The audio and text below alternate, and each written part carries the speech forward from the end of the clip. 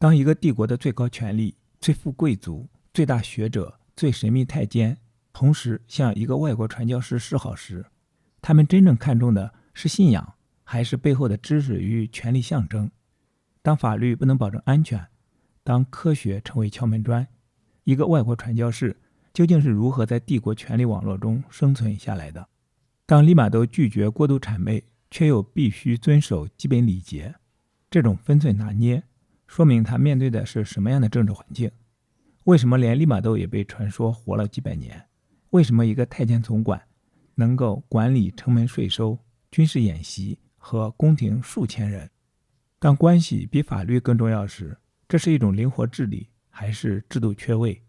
欢迎来到解读中国文化的频道，我们共同查杀掉自己头脑中的中国文化病毒，给大脑升级，做更好的自己。让我们一起文化出埃及。今天我们继续读利玛窦中国札记第6章，南京的领袖人物们结交利玛窦神父，看起来似乎十分明显，天意对于保存这个大国正在奠定一个坚实的希望基础。因此，如果我们回顾一下为了达到这一目的所使用的某些特殊的办法，那将是十分合意的。在本章中，我们将提到和利玛窦神父交朋友的一些知名人士。不过，为了不致在次要问题上占用过多的篇幅，我们对这个问题只准备稍微触及。利玛窦的最显赫的朋友当中，有南京主要各部的6部主管官，也就是尚书，他们掌管全省的事务，而北京相应的官员级别在他们之上，则只是因为皇帝住在那里。还有我们以前没有提到过的另外3位显要人物。在南京这里，有一些人叫做国公，他们都是把鞑靼人从中国境内赶走的军事将领的后裔，因而享有某些世袭的特权。皇帝对这些家族都十分尊重，尤其是对这些家族的长子。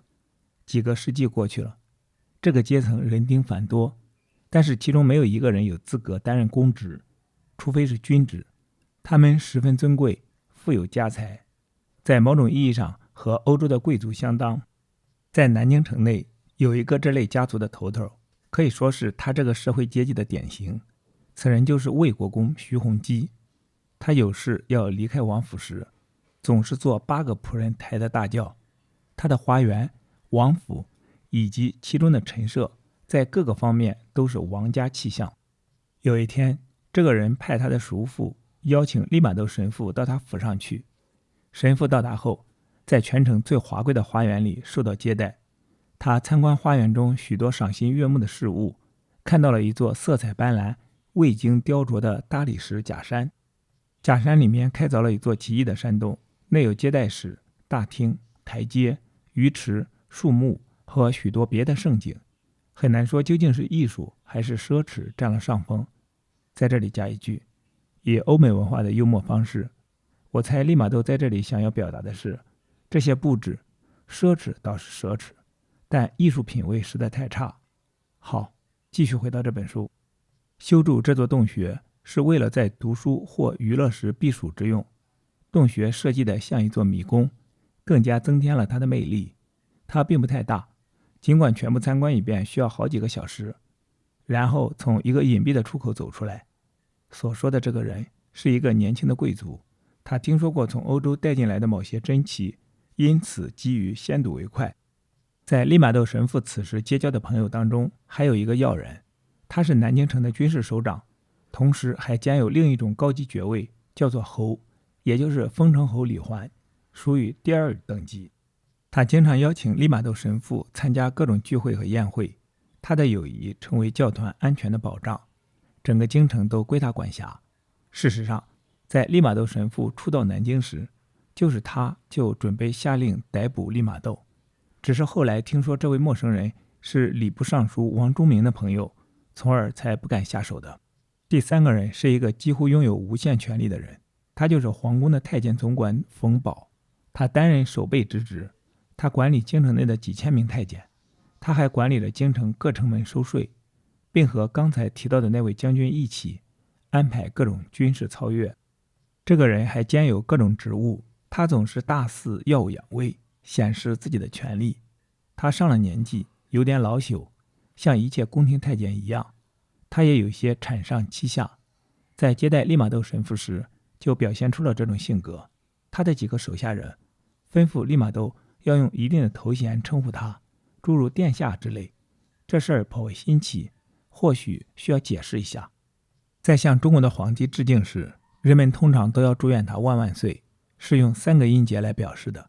皇后和皇子们的称呼要低一级，人们只祝愿他们千岁。皇宫太监都十分骄横，所以他们也要别人下跪并祝愿千岁。利玛窦神父不想这样祝愿皇宫总管，因为他不想表现的尊重太监有胜于尊重最高的大臣，以免开罪于后者。不过我们以后会知道，他还是受到了热情的接待。利玛窦神父从经验中知道，在与中国人和其他东方异教徒打交道时，不可省去某些合理的礼节，因此这一次他也小心翼翼地遵守了通常的普遍仪式。这位太监瞎子耳朵重听，用一名助手在他耳边说话，想来是重述神父的谈话内容。在最初觐见时，利玛窦就按照习俗主动地祝愿主人千岁。老人听到这种祝愿十分高兴，会见结束时就拿出一件厚礼送给利玛窦神父。神父没有接受，他没有答应把主人所要的玻璃三棱镜送给主人。这是他第一次也是最后一次见到这位总管太监。他在会见时所采取的态度受到京城所有太监们的高度赞扬。除了这位皇宫总管以外，京城还有3位最高官员知道利玛窦神父要来京城居住，这足够保证安全了。当时在南京城里住着一位显贵的公民，他原来得过学位中的最高级别，他就是焦弘，中过状元。中国人认为这本身就是很高的荣誉。后来他被罢免官职，闲居在家，养尊处优，但人们还是非常尊敬他。这个人素有我们已经提过的中国3教领袖的声誉，他在教中威信很高。他家里还住着一位有名的和尚，此人放弃官职，削发为僧，由一名儒生变成了一名拜偶像的僧侣。这在中国有教养的人中间是很不寻常的事情。这名僧侣70岁，熟悉中国的事情，并且是一位著名的学者，在他所属的教派中有很多的信徒。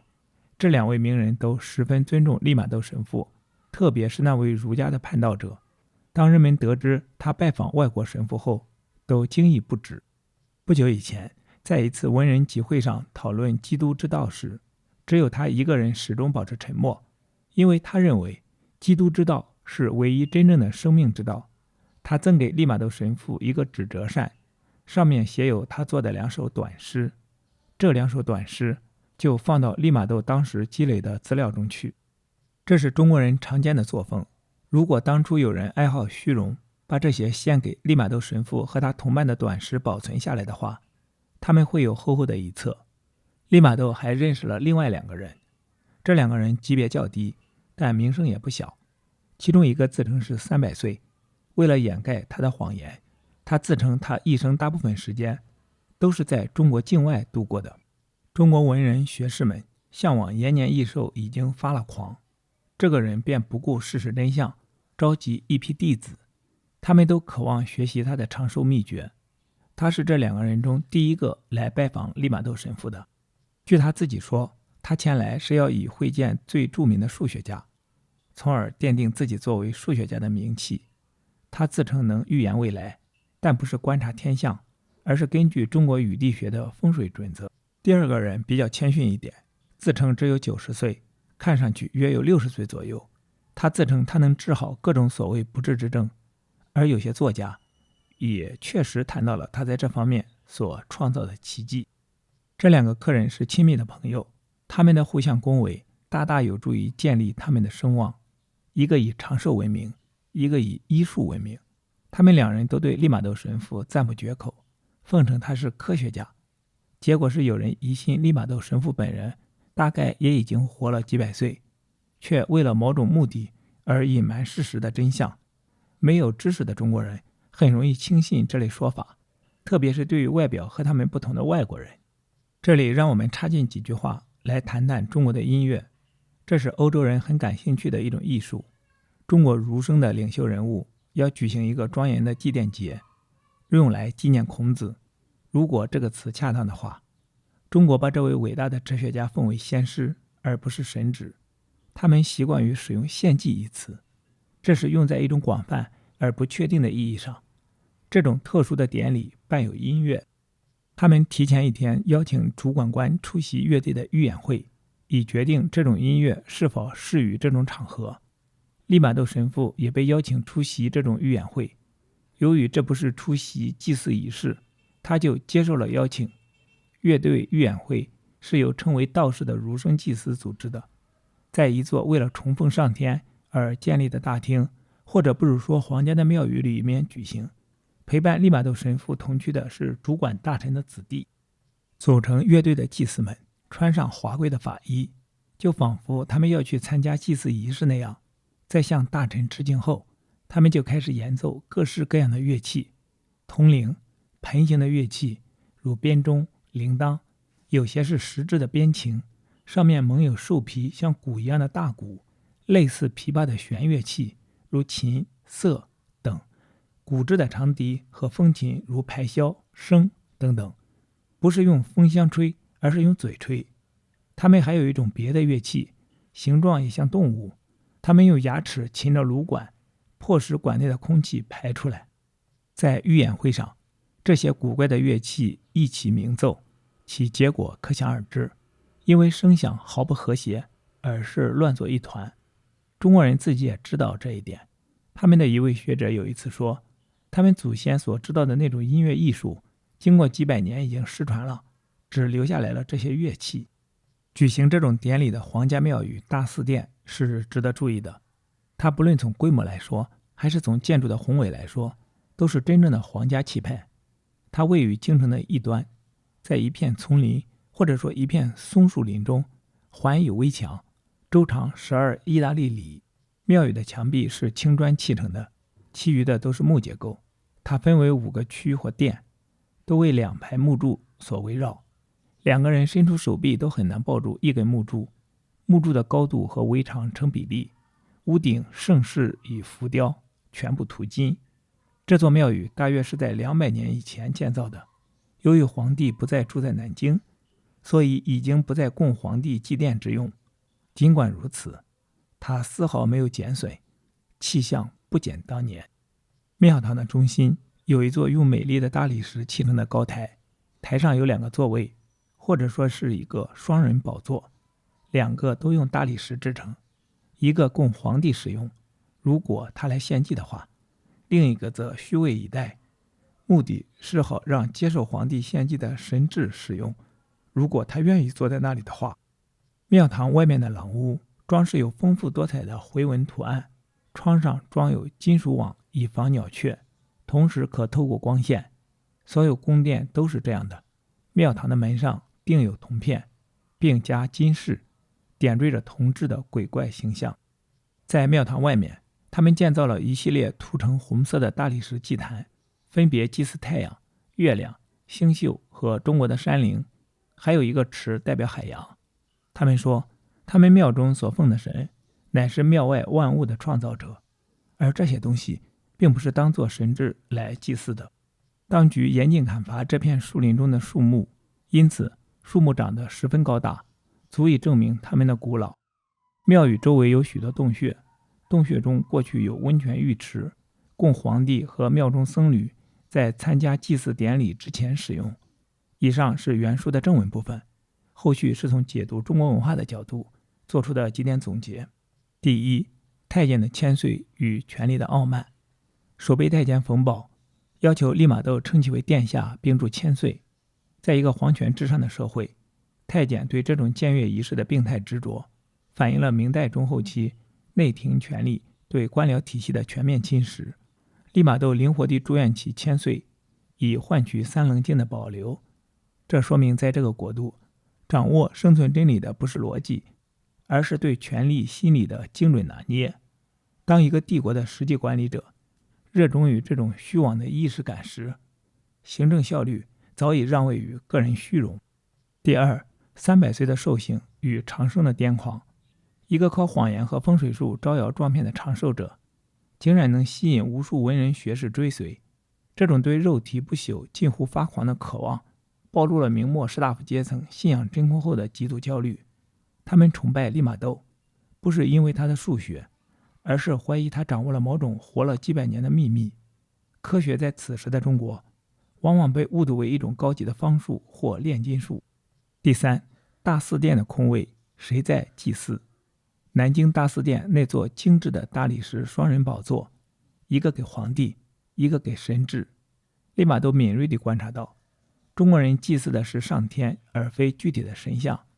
这种无相的崇拜给了利玛窦巨大的信心，以至于让利玛窦认为中国古人离天主并不遥远。但那早已失传的古乐却在提醒他，这个中国文化正处于一种知其然而不知其所以然的僵化状态。礼仪的空壳化是大明帝国精神内核枯萎的最直观表现。南京卫国公府那座如迷宫般的大理石假山，展现了明代顶级贵族在权力巅峰处追求的极致隐逸与奢华。在这个等级森严的帝国，是八抬大轿的威仪更能彰显身份，更是那座能让人在酷暑中消磨数小时的地下山洞，才真正折射出士大夫阶层对现实世界的结构性逃避。而那位70岁曾有儒家如佛家的叛道者李治，在众目睽睽之下对利玛窦保持沉默并赠予诗善，这种跨越信仰的惺惺相惜，揭示了明末思想界的阵痛。当传统的经验哲学已经无法解释新世界的冲击，这些最高傲的灵魂正试图在西儒身上寻找一种能救赎社会颓势的真生命之道。当利玛窦在大祀殿听着那声响混乱、毫无和谐可言的皇家祭祀音乐时，这种器物尚在、灵魂已逝的文化断层，正是大明王朝末世景象的绝佳隐喻。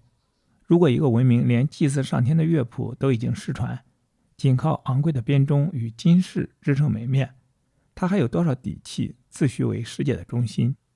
利玛窦站在大祀殿外郁郁葱葱的古松林中，耳边回荡着那刺耳不谐的编钟声。他或许意识到，他要修补的不仅仅是中国的历法，更是这个文明已经走掉甚至断裂的魂魄。